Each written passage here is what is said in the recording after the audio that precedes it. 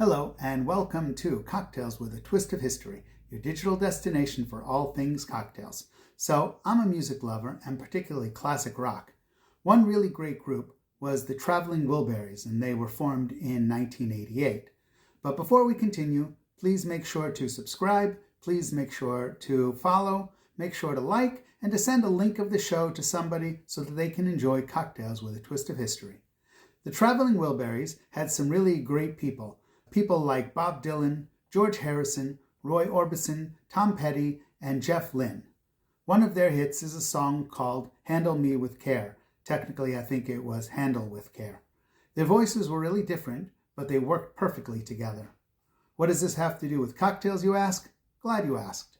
This is a cocktail called The Last Word, a cocktail with gin, chartreuse, maraschino, and lime juice. And the cocktail was known to be a metaphor for the supergroup's electric mix of flavors coming together perfectly.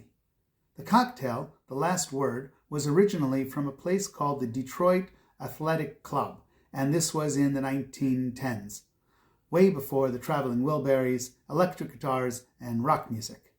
It was on the Athletic Club's menu around 1916 and became a very popular pre-Prohibition drink. This is a cocktail that was lost for about 80 years until a bartender in Seattle in the 2000s, Murray Stetson, revived it from obscurity as a tribute to the Traveling Wilburys. We've said that if you want a drink to become really popular, sometimes it's good to connect it to something famous, and in this case, it wasn't named for the Traveling Wilburys, but it was connected to them, and that gave it a lot of talk and a lot of success. Okay, I have been talking way too long without a drink in my hand. Let's make The Last Word, another equal parts cocktail. This was very common in those days. And this is a shaken cocktail, so we're going to use our shaker. All right, it is a gin cocktail. The original one was equal parts, but as you know, I tend to change it up a little bit. So we are going to use 2 full ounces of gin in our cocktail. Here we go. And that is 2 ounces of gin. We are going to use, it says 3/4 of an ounce of green chartreuse. I'm going to use a substitute. We're going to talk about that in a minute, but I'm going to use a 1/2 ounce.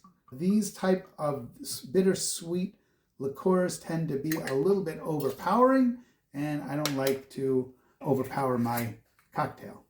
Here is our maraschino liqueur. It says 3/4 of an ounce of that.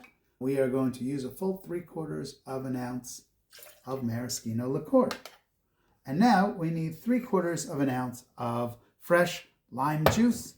Here is our lime juice, and we're going to put that in. Now we are going to use our ice, and we have a lot of ice as always. Here we go. Whoop, almost. Ice, ice, ice. Lots of ice in our cocktail. And there we go.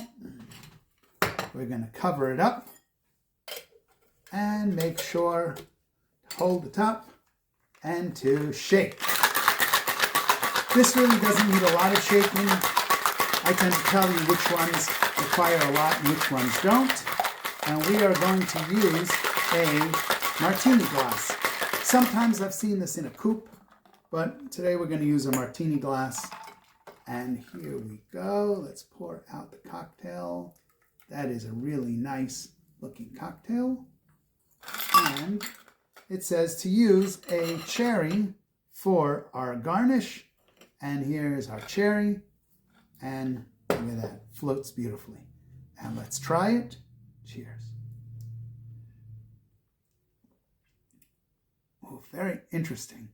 A lot of different flavors going on at the same time, but very, very nice. A very good cocktail. Different, which is good. Okay. So, The Last Word is really a balance of that sweet, sour, and herbal flavors that really work perfectly together. Green chartreuse is one of those liqueurs that are very unique but very hard to find. Luxardo, a company we've talked about before on this show, came out with something that is a good substitute to green chartreuse.